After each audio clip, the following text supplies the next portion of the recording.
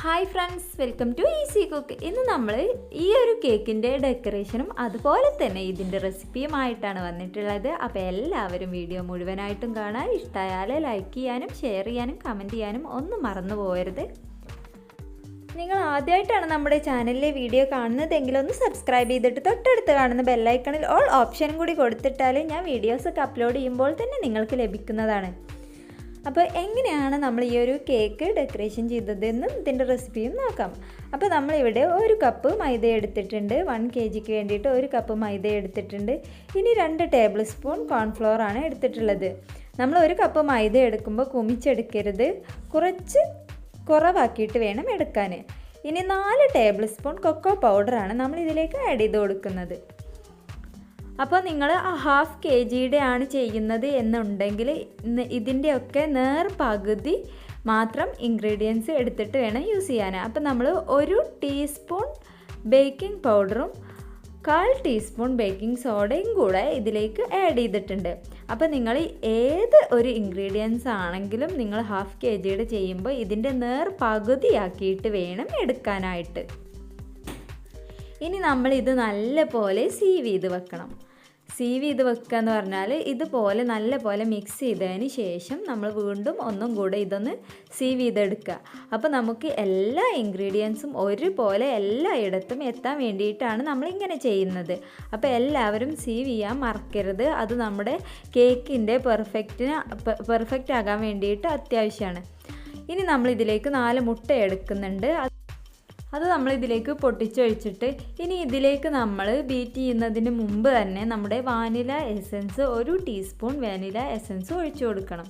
അപ്പോൾ 1/2 kg ആണ് ചെയ്യുന്നത് എന്നുണ്ടെങ്കിൽ 1/2 ടീസ്പൂൺ നമ്മൾ ഒഴിച്ചു കൊടുക്കണം.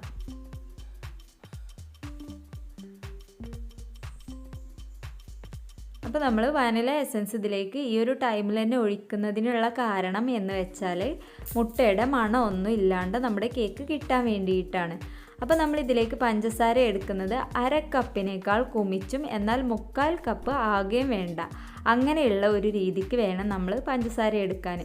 നമ്മൾ എപ്പോഴും നമ്മൾ ഫ്ലോർ എടുത്ത ആ ഒരു കപ്പിൽ തന്നെയാണ് പഞ്ചസാര എടുക്കേണ്ടത്. അപ്പോൾ നമുക്ക് കറക്റ്റായിട്ട് വരും. പഞ്ചസാരയുടെ അളവ് കൂടിപ്പോയാൽ നമുക്ക് കേക്ക് കുഴിഞ്ഞു പോകാനുള്ള ചാൻസ് ഉണ്ട്. കൂടിപ്പോയാൽ അങ്ങനെ ചില പ്രശ്നങ്ങളുണ്ട്. വളരെ കുറഞ്ഞു പോയാലും നമുക്ക് ഫ്ലഫി ആയിട്ട് വരാനുള്ള ഒരു ചാൻസ്, കുറയാനുള്ള ചാൻസും കൂടുതലാണ്. അപ്പോൾ നമ്മൾ ആ ഒരു കറക്റ്റ് ഇതിലെടുക്കുകയാണെങ്കിൽ നമുക്ക് കറക്റ്റായിട്ട് നമ്മുടെ കേക്ക് കിട്ടും. അതിന് വേണ്ടിയിട്ടാണ് പറയുന്നത്. അപ്പോൾ നമ്മൾ ഇങ്ങനെ ഫ്ലഫി ആവുന്ന വരെ നമ്മുടെ മുട്ട ബീറ്റ് ചെയ്ത് കൊടുത്തതിന് ശേഷം 1.5 ടേബിൾ സ്പൂൺ സൺഫ്ലവർ ഓയിലാണ് നമ്മളിവിടെ ഒഴിച്ചു കൊടുക്കുന്നത്. എന്നിട്ട് അതും കൂടെ നമ്മളൊന്ന് മിക്സ് ചെയ്ത് കൊടുക്കണം. അതിനുശേഷം നമ്മൾ അരിച്ച് വെച്ചിരിക്കുന്ന നമ്മുടെ ഡ്രൈ ഇൻഗ്രീഡിയൻസും കൂടെ ഇതിലേക്ക് ആഡ് ചെയ്യുക. 1 by 1 ആയിട്ട് ആഡ് ചെയ്ത് കൊടുക്കുക. ഒറ്റ അടിക്ക് ഇട്ടിട്ട് കുത്തി ഇളക്കി കഴിഞ്ഞാൽ ഒരിക്കലും നമുക്ക് കേക്ക് കറക്റ്റായിട്ട് വരില്ല, പെർഫെക്റ്റ് ആയിട്ട് വരില്ല. നമുക്ക് എത്രത്തോളം ക്ഷമയുണ്ടോ അത്രയും നമ്മുടെ കേക്കും നന്നാവും. പതുക്കെ വേണം നമ്മൾ ചെയ്തെടുക്കാനായിട്ട്, സമയമെടുക്കും. അതുകൊണ്ട് തന്നെ നമ്മൾ ക്ഷമയില്ലാണ്ട് ചെയ്ത് കഴിഞ്ഞാൽ ഒരിക്കലും നമ്മുടെ കേക്ക് കറക്റ്റായിട്ട് വരില്ല. കറക്റ്റായിട്ട് വരണം എന്നുണ്ടെങ്കിൽ നമ്മൾ പതുക്കെ വേണം ചെയ്തെടുക്കാനായിട്ട്.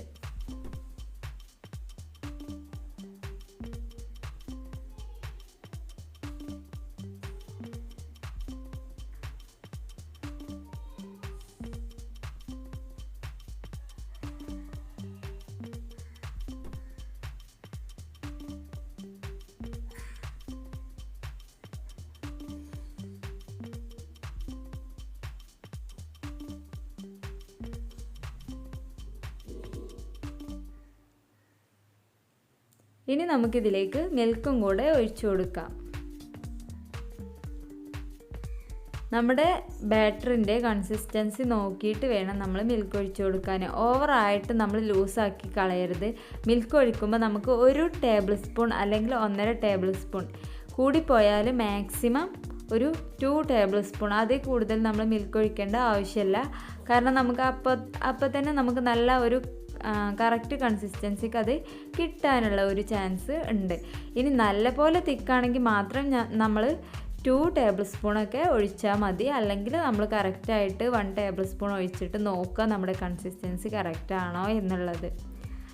അപ്പോൾ കൺസിസ്റ്റൻസി കറക്റ്റ് ആയാൽ മാത്രമേ നമ്മുടെ കേക്ക് പെർഫെക്റ്റ് ആവുള്ളൂ. അങ്ങനെ ഒത്തിരി കാര്യങ്ങൾ നമ്മൾ ഈ ഒരു കേക്ക് ചെയ്യുമ്പോൾ ശ്രദ്ധിക്കേണ്ടതുണ്ട്. അപ്പോൾ നമ്മൾ എപ്പോഴും തന്നെ നമ്മൾ പതുക്കെ ഫോൾഡ് ചെയ്തിട്ട് വേണം നമ്മുടെ കേക്കിൻ്റെ ബാറ്റർ ചെയ്ത് കൊടുക്കാൻ വേണ്ടിയിട്ട്. ബാറ്റർ നല്ല പോലെ വരാൻ വേണ്ടിയിട്ടാണ്, നമ്മുടെ കേക്കും തന്നെ നല്ല പോലെ പൊങ്ങി വരാൻ വേണ്ടിയിട്ടാണ് ഇങ്ങനെയൊക്കെ നമ്മൾ കറക്റ്റായിട്ട് ചെയ്യുന്നത്. അപ്പോൾ തന്നെ നമ്മുടെ കേക്ക് പെർഫെക്റ്റ് ആയിട്ട് വരും. അതിന് ഒരു സംശയവും വേണ്ട. നമ്മൾ എത്രത്തോളം അതിൽ കോൺസെൻട്രേറ്റ് ചെയ്ത് ചെയ്യുന്നുണ്ടോ അത്രയും നമ്മുടെ കേക്ക് പെർഫെക്റ്റ് ആയിട്ട് തന്നെ വരും. നമ്മൾ ആദ്യം തന്നെ കേക്ക് ഉണ്ടാക്കാൻ നിൽക്കുന്നതിന് മുമ്പ് തന്നെ ഒരു ബട്ടർ പേപ്പർ വെച്ചിട്ട് ഓയിൽ ഗ്രീസ് ചെയ്ത് വെക്കുകയാണെങ്കിൽ നമുക്ക് ആ ഒരു ടൈമിങ്ങിൽ നമ്മുടെ കേക്കിൻ്റെ ബാറ്റർ അതിലേക്ക് ഒഴിച്ചു കൊടുക്കാനായിട്ട് പറ്റും. കൂടുതൽ ടൈമിംഗ് ഒന്നും വരാതെ ബാറ്റർ നമ്മൾ വെച്ചിരിക്കുന്നിടത്തോളം ഇങ്ങനെ അതിൽ എയർ ബബിൾസൊക്കെ പോയി കുറച്ച് കഴിഞ്ഞാൽ ആ മുട്ടയുടെ ഫ്ലഫി ആയതൊക്കെ ഇങ്ങനെ താന്ന് പോകാനുള്ള ഒരു ചാൻസ് കൂടുതലാണ്. അപ്പോൾ അങ്ങനെ ഒരു ചാൻസ് ഇല്ലാണ്ടിരിക്കാൻ വേണ്ടിയിട്ട് നമ്മൾ ആദ്യം തന്നെ ബാറ്റർ തയ്യാറാക്കുന്നതിന് മുമ്പ് തന്നെ കേക്ക് ടിന്നൊക്കെ റെഡിയാക്കി വെക്കണം. അതുപോലെ തന്നെ നമ്മൾ ഏതിലാണോ ബേക്ക് ചെയ്യുന്നത് അതും നമ്മൾ പ്രീഹീറ്റ് ചെയ്ത് നല്ല രീതിക്ക് തന്നെ നമ്മൾ വെച്ച് കൊടുക്കണം. നമ്മുടെ ഗ്യാസ് സ്റ്റോപ്പിൽ ആദ്യമേ വെച്ച് നിൽക്കണം. എങ്കിൽ മാത്രമേ നമുക്ക് കറക്റ്റായിട്ട് അതിലേക്ക് ആഡ് ചെയ്യാൻ പറ്റുള്ളൂ. ഇങ്ങനെ നമ്മൾ വെച്ച് കഴിഞ്ഞാൽ നമുക്കൊരു 40 or 45 മിനിറ്റ്സിൻ്റെ ഉള്ളിൽ എന്തായാലും ഇത് ബേക്കായി കിട്ടും. നമ്മൾ കറക്റ്റായിട്ടാണ് നമ്മുടെ എല്ലാ കാര്യങ്ങളും ചെയ്തിട്ടുള്ളത് എന്നുണ്ടെങ്കിൽ ചിലപ്പോൾ നമുക്കൊരു 35 മിനിറ്റൊക്കെ വരുള്ളൂ ഇങ്ങനെ ബേക്കായി കിട്ടാനായിട്ട്. ഇപ്പോൾ നമ്മുടെ കേക്ക് നല്ല പോലെ ബേക്കായി വന്നിട്ടുണ്ട്. നല്ല ഫ്ലഫി ആണ്, സോഫ്റ്റ് ആണ്, അങ്ങനെ നല്ല ഒരു സ്പഞ്ച് തന്നെയാണ് നമുക്ക് കിട്ടിയിട്ടുള്ളത്. ഇനി നമുക്കിത് ഡെക്കറേഷൻ ചെയ്യാം. അപ്പോൾ അതിന് വേണ്ടിയിട്ട് നമ്മൾ ഫസ്റ്റ് ലെയർ വെച്ച് കൊടുത്തിട്ടുണ്ട്. നമ്മളിത് 3 ലെയേഴ്സ് ആക്കിയിട്ട് കട്ട് ചെയ്തിട്ടുണ്ട് കേട്ടോ.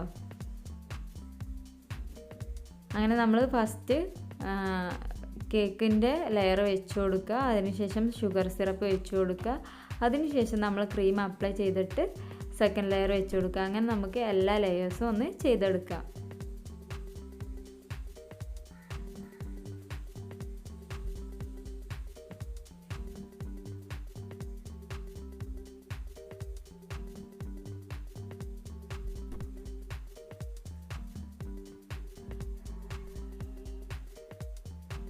ചോക്ലേറ്റ് സ്പഞ്ച് ആകുമ്പോൾ നമ്മൾ ഷുഗർ സിറപ്പ് കുറച്ച് കൂടുതൽ യൂസ് ചെയ്യേണ്ടി വരും. കാരണം ഇല്ലെങ്കിൽ അത് വെറ്റാവാൻ കുറച്ച് ബുദ്ധിമുട്ടായിരിക്കും. അപ്പോൾ നമുക്കിതൊന്ന് ക്രം കോട്ട് ചെയ്യാം.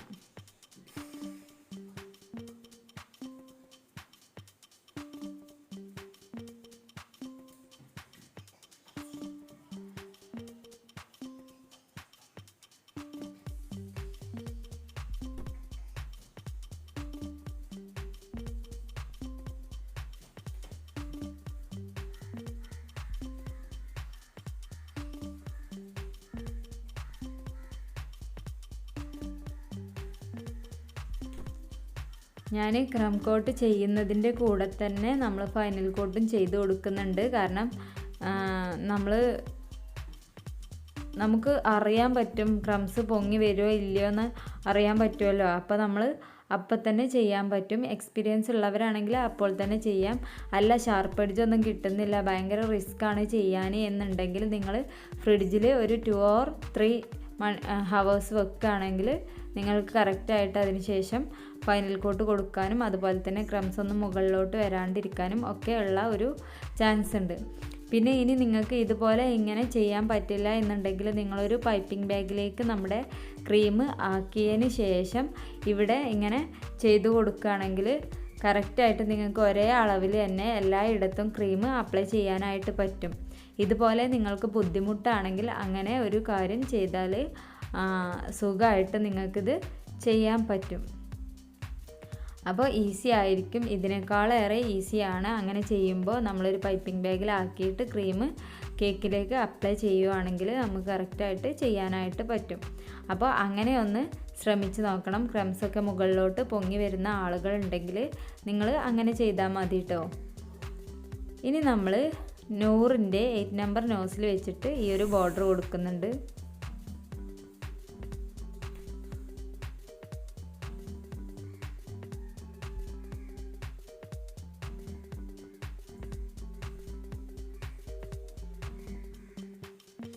ഇനി നമ്മൾ ആ ഒരു നോസിൽ വെച്ചിട്ട് തന്നെയാണ് ഇങ്ങനെ ചെയ്ത് കൊടുക്കുന്നത്. മൊത്തത്തിൽ നമ്മുടെ ഈ ഒരു കേക്കിനെ മൊത്തത്തിലൊന്ന് കവർ ചെയ്യുന്നുണ്ട്.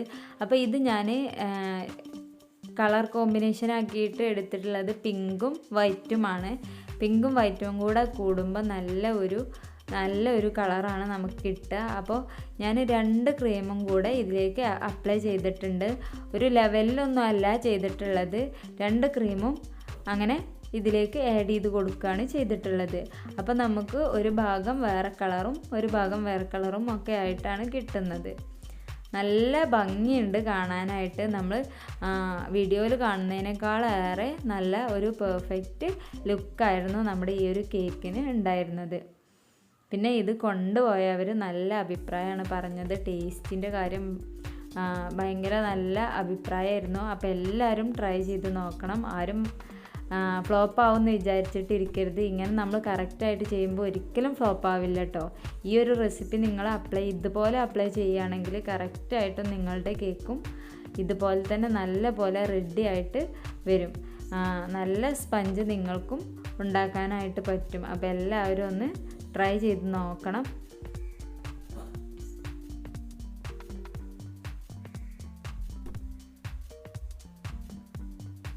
അപ്പോൾ നമ്മൾ മൊത്തത്തിൽ സൈഡ് ഭാഗം മൊത്തം നമ്മൾ കവർ ചെയ്തിട്ടുണ്ട്.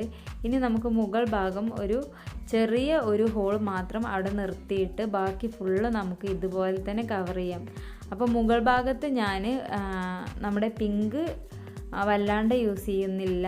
ആ ഒരു പൈപ്പിംഗ് ബാഗിൽ ഉണ്ടായിരുന്ന അതിലോട്ട് നമ്മൾ വൈറ്റ് ആഡ് ചെയ്തപ്പോൾ കിട്ടിയ ആ ഒരു കളറ്, എന്നാൽ തനി വൈറ്റും അല്ല താനും, അങ്ങനെയുള്ള ഒരു കളറാണ് നമ്മൾ ഇതിലേക്ക് വേണ്ടിയിട്ട് യൂസ് ചെയ്തിട്ടുള്ളത് കേട്ടോ.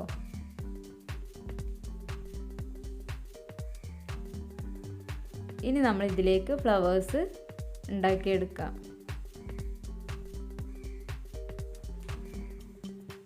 റോസിൻ്റെ നോസിൽ വെച്ചിട്ടാണ് നമ്മൾ ഈ ഒരു ഫ്ലവർ തയ്യാറാക്കിയിട്ടുള്ളത്. അപ്പോൾ നമ്മൾ ഏത് വിധത്തിലുള്ള റോസിൻ്റെ നോസിലാണെങ്കിലും നമുക്ക് ഏതൊരു രീതിക്ക് വേണമെങ്കിലും റോസിൻ്റെ പെറ്റൽസിനെ നമുക്ക് ചെയ്യാൻ പറ്റും. അതും കൂടെയാണ് ഈ ഒരു വീഡിയോയിലൂടെ കാണാൻ പോകുന്നത്. ഇതേ കണ്ടോ, നമുക്ക് ഏത് തരത്തിൽ വേണമെങ്കിലും, നല്ല പോലെ വിരിഞ്ഞ് നിൽക്കുന്നതാണെങ്കിലും ഇല്ലെങ്കിൽ വിരിഞ്ഞ് മൊട്ടിൽ നിന്നിങ്ങനെ വന്ന് മൊട്ട് വിരിഞ്ഞ് വരുന്ന പോലെയൊക്കെ നമുക്ക് ഈ ഒരു റോസിൻ്റെ നോസിലുകൊണ്ട് ചെയ്യാനായിട്ട് പറ്റും. ഇത് 100ൻ്റെ നോസിലല്ല, ഇതിന് നമ്പറൊന്നുമില്ല, ഒരു ലോക്കൽ ആണ്. അപ്പോൾ ഇതിൻ്റെ നമ്പറും കാര്യമൊന്നുമില്ല എങ്കിലും നമുക്ക് 100ൻ്റെ 44 നമ്പർ നോസിൽ വെച്ചിട്ടാണെങ്കിലും ഇങ്ങനെയൊക്കെ ചെയ്തെടുക്കാനായിട്ട് പറ്റും കേട്ടോ. അപ്പോൾ നിങ്ങൾ അങ്ങനെയും കൂടെ ഒന്ന് ട്രൈ ചെയ്ത് നോക്കുക. ഏത് തരത്തിൽ വേണമെങ്കിലും നമുക്ക് ഈ ഒരു പെറ്റൽസിനെ മാറ്റിയെടുക്കാനായിട്ട് പറ്റും.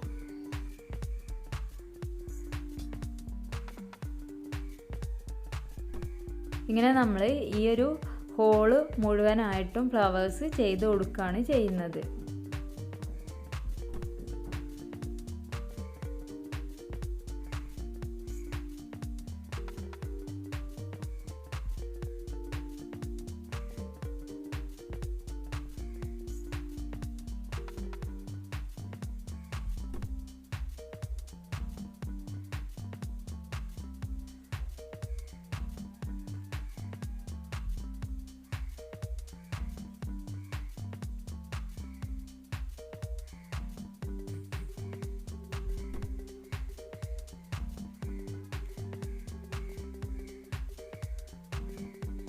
അപ്പോൾ നമ്മുടെ കേക്കിൻ്റെ ഏകദേശം ഡെക്കറേഷൻസും ഒക്കെ കഴിഞ്ഞിട്ടുണ്ട്. അപ്പോൾ നമ്മൾ ഈ ഒരു നോസിൽ വെച്ചിട്ട് നമ്മൾ ഇതുപോലെ ചെയ്ത് കൊടുക്കുന്നുണ്ട്. ഇത് ജസ്റ്റ് ചെറിയ ഒരു ഹോളുള്ള ഒരു നോസിലാണ്. നമ്മുടെ സാധാരണ പൈപ്പിംഗ് നോസിലിൻ്റെ ഒന്നും കൂടെ കുറച്ചുകൂടെ ഒരു ഹോളുള്ള ഒരു നോസിൽ വെച്ചിട്ട് നമ്മൾ കുറച്ച് ബഡ്സ് ചെയ്ത് കൊടുക്കുകയാണ് ചെയ്യുന്നത്. ഇപ്പം നമ്മുടെ കേക്കിൻ്റെ ഓൾമോസ്റ്റ് എല്ലാ ഡെക്കറേഷൻസും കഴിഞ്ഞിട്ടുണ്ട്. ഇനി നമ്മൾ ബർത്ത്ഡേക്ക് വേണ്ടിയിട്ടുള്ള ഒരു കേക്കാണ്. അപ്പോൾ നമ്മൾ ഹാപ്പി ബർത്ത്ഡേ മോനൂസ് എന്നും കൂടെ എഴുതുന്നുണ്ട്. അതും നമ്മൾ ക്രീം വെച്ചിട്ട് തന്നെയാണ് കേട്ടോ ചെയ്യുന്നത്. ഇങ്ങനെ ഒരു ഡിസൈൻ ആയതുകൊണ്ട് നമ്മൾ ക്രീം വെച്ചിട്ട് തന്നെ ചെയ്താൽ മതി. ഇങ്ങനെ കേക്ക് ബോർഡിൽ ഇതുപോലെ എഴുതി കൊടുക്കാനായിട്ട് നമുക്ക് പറ്റും.